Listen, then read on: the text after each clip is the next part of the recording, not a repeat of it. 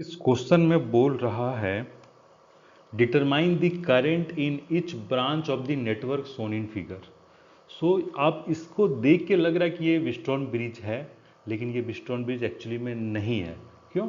क्योंकि यहाँ पे जो रेशियो है 10/5 इज नॉट इक्वल्स टू हो रहा है 5/10। इन दोनों का रेशियो और इन दोनों का रेशियो सेम नहीं आ रहा है, तो ये बैलेंस व्हीटस्टोन ब्रिज नहीं है। ठीक है, तो यहाँ पे हमको क्या करना है, करंट निकालना है इच ब्रांच में। तो इसमें हम लोग करंट मान लेते हैं I1, इसमें करंट हम लोगों ने मान लिया I2, इसमें करंट मान लिया I3। तो इसमें करंट हो जाएगा जंक्शन लॉ से I1 माइनस I3, और इसमें करंट हो जाएगा I2 प्लस I3, क्योंकि इस पॉइंट पे करंट कितना आ रहा है, I2 आ रहा है, इधर से I3 आ रहा है, तो इधर करंट जाएगा I2 प्लस I3, और ये करंट इस बैटरी से होके पास होगा। फिर इस रेजिस्टेंस में भी करंट आएगा I2 प्लस I3। तो देखो एक्चुअली यहाँ पे I1, I2 और I3, I1, I2, I3 हमको फाइंड करना पड़ेगा अगर इच ब्रांच में हमको करंट निकालना है। तो हम लोग यहाँ पे लूप लॉ अप्लाई करेंगे, किरचॉफ सेकेंड लॉ। तो इसको बना दिया मैंने लूप 1,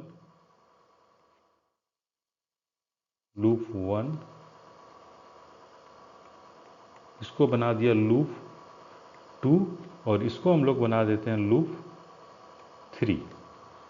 ओके, अब पॉइंट्स का नेमिंग कर देते हैं, ए बी सी, इसको डी दे देते हैं, ये इसको ए बी सी डी, इसको ई दे देते हैं, ई तो नहीं देंगे, हाँ ई दे देते हैं इस पॉइंट को ई, इस पॉइंट को ए ऑलरेडी दिया है। ठीक है, तो अब देखो हम लोग लूप में काम करते हैं, और इससे पहले हम लोग एक साइन कन्वेंशन समझ लेते हैं। अगर कहीं पे पोटेंशियल ड्रॉप हो रहा है तो हम लोग क्या लेंगे, पोटेंशियल अगर ड्रॉप हो रहा है तो वहाँ पे हम लोग लेंगे नेगेटिव। ये आपको एक साइन कन्वेंशन फिक्स करना पड़ेगा। जहाँ पे पोटेंशियल ड्रॉप हो रहा है वहाँ पे लेंगे नेगेटिव, और जहाँ पे पोटेंशियल राइज हो रहा है वहाँ पे लेंगे पॉजिटिव। इस साइन कन्वेंशन को यूज़ करके क्वेश्चन को सॉल्व करेंगे। तो पहले हम लोग चलते हैं लूप 1। ओके, तो लूप 1 में ए से बी जाएंगे तो पोटेंशियल ड्रॉप होगा, क्योंकि करंट हमेशा हाई पोटेंशियल से लो पोटेंशियल फ्लो करता है। तो ए का पोटेंशियल हाई है, बी का पोटेंशियल लो है, तो हम लोग ए से बी जा रहे हैं, मतलब हाई से लो जा रहे हैं, तो नेगेटिव होगा। तो क्या होगा, -10I1। फिर हम लोग बी से डी जाएंगे तो फिर पोटेंशियल ड्रॉप हो रहा है, तो क्या होगा, -5I3। फिर हम लोग जाएंगे डी से ए, तो पोटेंशियल क्या हो रहा है, राइज हो रहा है, तो यहाँ पे हो जाएगा +5I2। ये इक्वेशन नंबर हो गया 1। अब हम लोग काम करेंगे लूप 2 में। So loop 2 B C D B, तो इस लूप में बी से सी जाएंगे तो पोटेंशियल ड्रॉप हो रहा है, तो ये हो जाएगा 5 × I1 माइनस I3 प्लस, फिर सी से डी जाएंगे तो पोटेंशियल राइज होगा। ओके, तो पोटेंशियल राइज होगा तो पॉजिटिव 10 × I2 प्लस I3। फिर हम लोग जाएंगे डी से बी, तो पोटेंशियल क्या होगा, राइज करेगा, तो पोटेंशियल राइज करेगा तो पॉजिटिव, तो ये हो जाएगा 5 × अच्छा लूप 2 में थोड़ा सा मैंने बी से सी थोड़ा सा गलत बोल दिया।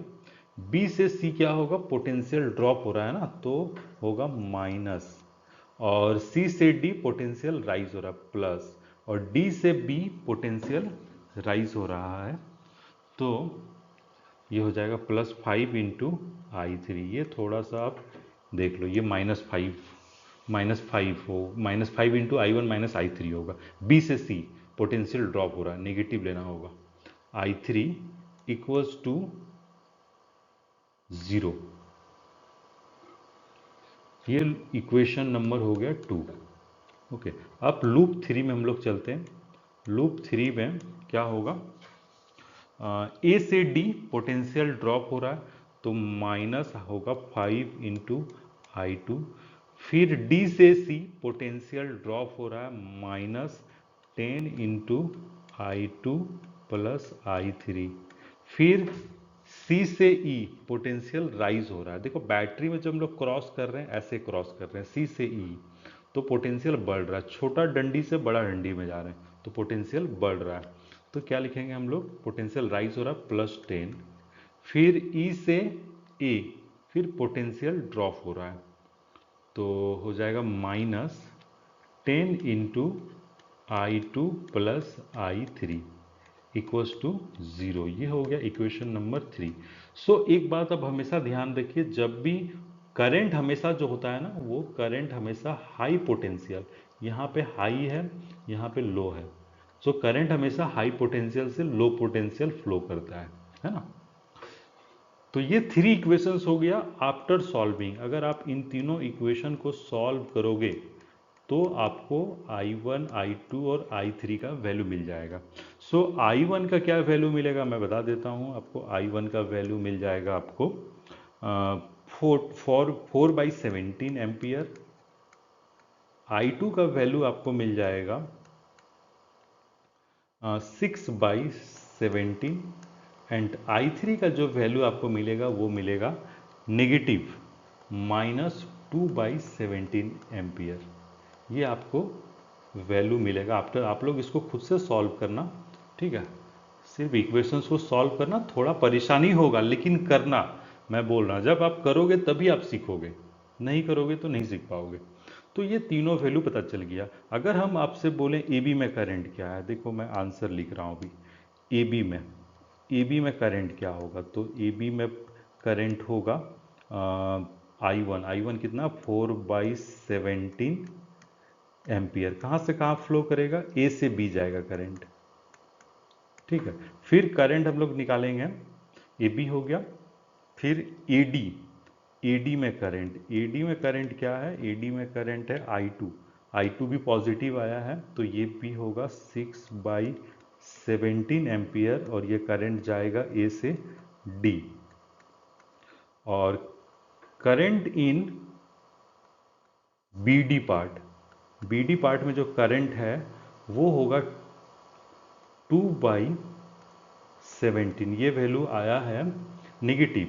ओके, तो इसका मतलब हम लोगों ने जो एज्यूम किया है करंट का डायरेक्शन वो गलत एज्यूम किया है, और एक्चुअल में करंट जो है वो डी से बी जाएगा। क्या होगा, करंट डी से बी जाएगा करंट,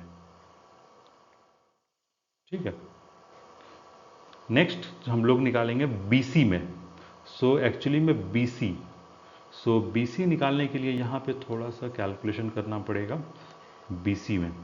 सो बीसी में क्या है, I1 माइनस I3। तो I1 का वैल्यू आ चुका है 4/17। अभी हम लोग कैलकुलेशन वाला पार्ट थोड़ा कर लेते हैं। 4/17 माइनस I3 का वैल्यू देखो नेगेटिव में आया है 2/17, तो ये हो जाएगा माइनस माइनस प्लस, ये हो जाएगा 6/17 एम्पियर। मतलब करंट इन बीसी, तो ये तो पॉजिटिव आ गया है, तो ये होगा 6/17 एम्पियर, और करंट फ्लो करेगा बी से सी। जिसमें नेगेटिव आएगा उसको रिवर्स कर देना है। नेक्स्ट करंट डीसी पार्ट में करंट, तो डीसी में क्या I2 प्लस I3 है ना। सो I2 प्लस I3, ये कितना आ जाएगा, I2 का वैल्यू है 6/17 प्लस I3 का वैल्यू है माइनस में, तो -2/17, तो ये आ जाएगा 4/17। तो ये भी पॉजिटिव में आ गया। तो डीसी में जो करंट फ्लो करेगा वो करेगा 4/17 एम्पियर, और ये करंट फ्लो करेगा डी से सी। अब लास्ट बच गया करंट इन ई ए, मतलब नीचे वाला 10 ओम, है ना। तो आई ई ए, इसमें करंट कितना फ्लो करेगा, ये आई two plus I three, I two plus I three का वैल्यू निकाल चुके हैं 4/17 एम्पियर, और ये करंट फ्लो करेगा ई से ए। तो यहाँ पे आपको ये बात दिमाग में रखना है कि अगर पॉजिटिव आ रहा है कैलकुलेशन करने के बाद फाइनली सबका कैलकुलेशन कर लेना है। जिस तरह मैंने देखो I1 का किया, I2 का किया, I3 का किया, फिर I1 माइनस I3 का किया, फिर I2 प्लस I3 का किया, सबका कैलकुलेशन किया। उसके बाद देख रहे हैं पॉजिटिव नेगेटिव, तो I3 में ही सिर्फ नेगेटिव मिल रहा है। तो इसमें हम लोगों का जो एक्चुअल करंट का डायरेक्शन होगा, जो हम लोगों ने माना है उसका रिवर्स, उल्टा। ओके, तो ये हो गया आंसर, ये पूरा हो गया आंसर, ये पूरा पार्ट हो गया आंसर। ठीक है, ओके।